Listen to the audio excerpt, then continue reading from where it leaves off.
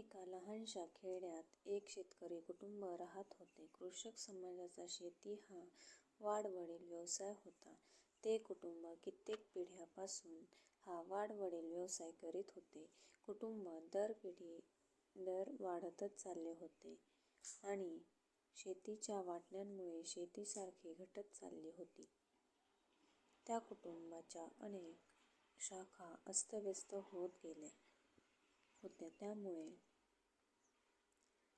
समोरच्या व वर्तमान पिढीतील काहीतरी उपजीविकेसाठी व्यवसाय करणे ही काळाची गरज होती. म्हणून त्या कुटुंबातील ज्येष्ठ मुले शाळेत जाऊ लागली होती. एका कुटुंबातील ज्येष्ठ मुलाने आजूबाजूच्या गावातील शाळेत जाऊन आपले शालांतपर्यंतचे शिक्षण पूर्ण केले होते. आता घरची परिस्थिती फारशी सुदृढ नव्हती, पण मुलाची शिक्षणाविषयी असलेली तहान बघून काही संपन्न नातेवाईकांनी आणि आई-वडिलांच्या अपार कष्टामुळे त्याने आपले स्नातकोत्तर शिक्षण जिल्हा स्तराच्या महाविद्यालयातून यशस्वीरित्या पूर्ण केले होते. चांगली श्रेणी मिळाल्यामुळे त्याला मोठ्या शहरातील महाविद्यालयात प्राध्यापकाची नोकरी पण मिळाली होती. त्याने केलेली मेहनत आणि आई-वडिलांनी घेतलेल्या श्रमाचे त्याने सोनं करून दाखवले होते. आई-वडिलांनाही स्वाभिमान वाटावा अशी एक साधारण कुटुंबातील होतकरू मुलाने जणू आभाळाला हात टेकणारे कार्यच केले होते. त्याचा या कृतीचा अभिमान आजूबाजूच्या खेड्यातील कृषक समाजाला पण झाला होता. भूमिपुत्र शेतीव्यतिरिक्त अन्य काही करू शकत नाही ही जी समाजात खोल रुजलेली भ्रामक कल्पना होती त्याचा तो अंत होता. जरी तो युवक प्राध्यापक झाला होता तरी त्याने आपली नाळ गावाशी आणि कृषक समाजाशी कधी तोडली नव्हती. जरी तो आता मोठ्या शहरात राहत होता तरी आपल्या समाजाशी तिथे पण संबंध तो वाढवतच होता. आपल्या गावातील आणि नातेवाईकातील तरुणांना तो मार्ग आणि प्रेरणा दाखवत आणि देत होता. त्याच्यासारखे बरेच तरुण शहरात येऊ लागले होते. प्राध्यापकाचा स्वभाव फार मिळून मिसळून आणि नेहमी मदतीचा हात समोर करणारा होता. त्यामुळे त्याचे जितके मित्र त्याच्या समाजाचे होते त्यापेक्षा जास्त गैरसमाजाचे पण होते. गावातील आणि शहरातील व्यवहारात त्याने विशेष असा फरक ठेवला नव्हता. आपल्यावरील जबाबदारी त्याने कधी फेटाळली नव्हती. स्वतःच्या संसारासोबत छोट्या भाऊ-बहिणींचा पण संसार त्याने सावरून धरला होता. प्राध्यापकाच्या या धोरणाचा जितका अभिमान त्याच्या आई-वडिलांना होता तेवढाच अभिमान गावकऱ्यांना सुद्धा होता आणि नातेवाईकांना पण होता. प्राध्यापकांना 3 अपत्ये होती. त्यात 2 मुले आणि 1 मुलगी होती. त्यांनी आपल्या अपत्याची नाळ पण मूळ गावाशी जोडून ठेवली होती. त्यांना पितरगावाविषयी फार ओढ आणि अभिमान होता. प्राध्यापकांनी एक सुंदर मकान एका मोठ्या जागेत बांधले होते. घराच्या पोर्च समोर एक मोठे अंगण आणि पोर्चला लागूनच एक मोठा हॉल व काही कमरे होते.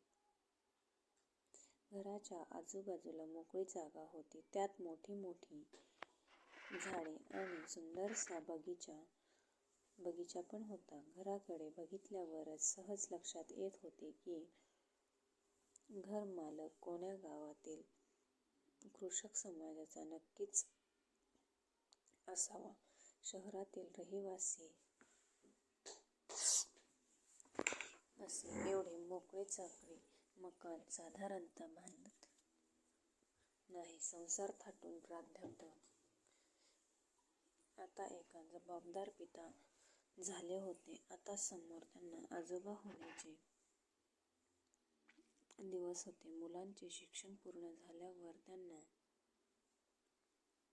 मुलांचा पण संसार सावरून दिला होता. त्यांचा एक मुलगा त्यांच्या पितर गावाजवळील गावात शिक्षक म्हणून कार्यरत होता. तो नोकरीसोबत आपली शेती पण बघत होता. त्याने आपल्या अपत्य आणि पत्नीला त्यांच्या शिक्षणासाठी आजी आजोबापाशी ठेवले होते. प्राध्यापकांना रोज एकदम सकाळी फिरायला जाण्याची सवय होती. ते नेहमी आपल्या भागात निरनिराळ्या रस्त्यांनी फिरत असे. त्यांची बरेच लोकांसोबत ओळख पाळख होती. प्राध्यापकांना समाजसेवा करण्याची सवय असल्यामुळे ते समाजाच्या प्रत्येक कार्यक्रमात आपला सिंहाचा वाटा देत होते. चांगले समाजसेवक म्हणून त्यांची समाजात छबी बनली होती. समाजातील बऱ्याच लोकांच्या पिढ्यांचे सगळे संबंधीची माहिती नेहमीच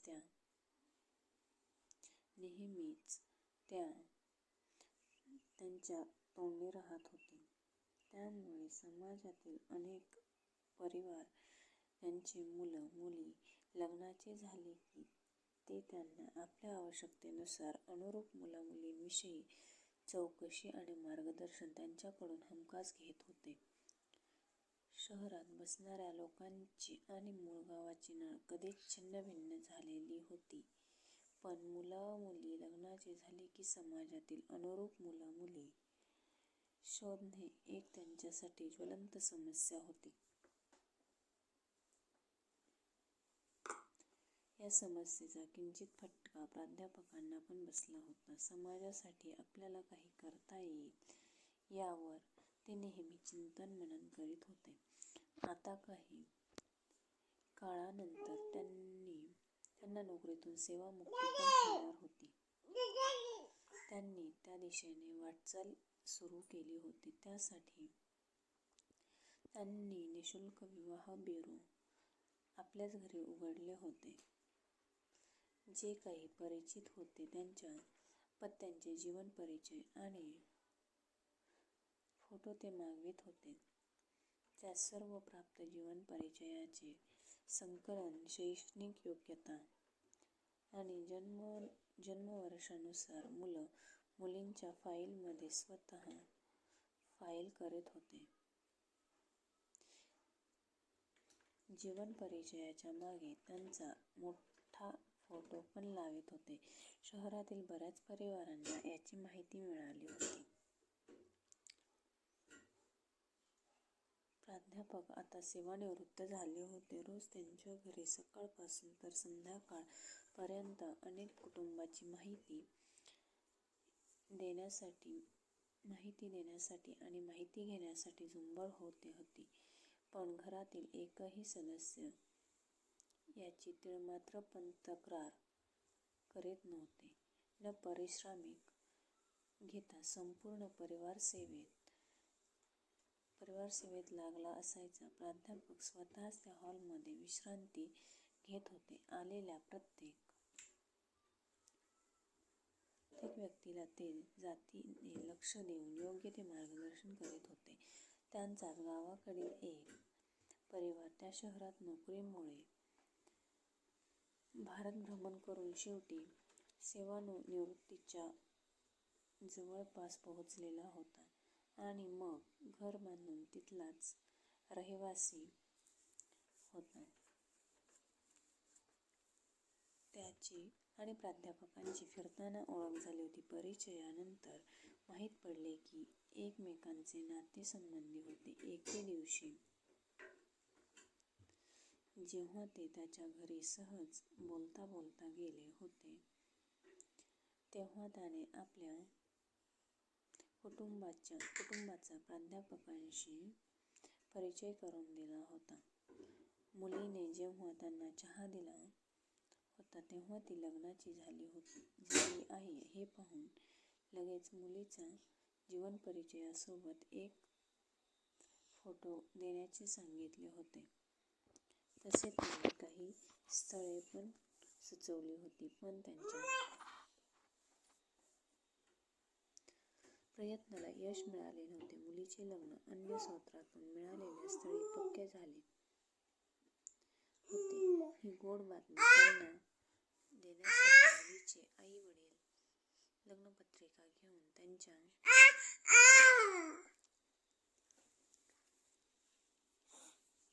त्यांच्याकडे गेले होते. त्यांना मनापासून संपूर्ण परिवाराला मुलीच्या लग्नात येण्याचा आग्रह होता. लग्नाच्या आदल्या दिवशी मुलीच्या वडिलांनी त्यांना आठवण पण करून दिली होती आणि त्यांना घेण्यासाठी कार पाठवीत आहे असे सांगितले होते. ते आपल्या परिवारासोबत लग्नात आले होते. त्यांना मनाचे स्थान पहिल्या पंक्तीत देऊन त्यांचे आदराने स्वागत केले होते. लग्नाच्या काही विधी पूर्ण झाल्यावर प्राध्यापकाला वर-वधूच्या मंचावर येण्याची विनंती करण्यात आली होती. त्यांना सर्व वऱ्हाड्यांना परिचय करून देण्यात आला होता. त्यांच्या महान कार्याबद्दल सांगण्यात आले होते. वऱ्हाड्यांनी त्यांच्या टाळ्या वाजवत स्वागत केले होते. शेवटी वधूच्या मोठ्या वडिलांनी त्यांना शाल, श्रीफळ आणि गुलदस्ता देऊन सन्मान केला होता.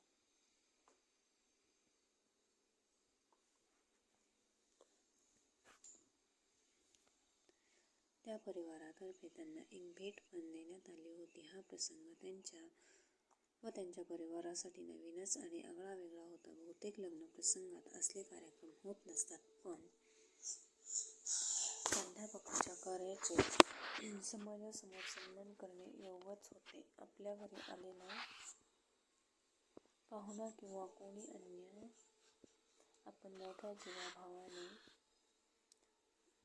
एखाद्या दिवशी कधी काळी सहन करण्याचे धाडस करतो. पण संपूर्ण परिवार कसलीच तक्रार न करता सकाळ ते उशिरा संध्याकाळपर्यंत अनेक लग्नासाठी अनुरूप मुला-मुलींची माहिती घेण्यासाठी येणाऱ्या परिवारांना रोज आपली निःशुल्क सेवा देत होते. त्यांच्या या समाजकार्यासाठी समाजाने त्यांचा सन्मान करणे आवश्यकच होते. या प्रसंगामुळे त्यांचा आणि परिवाराचा आनंद आकाशात मावेनासा झाला होता.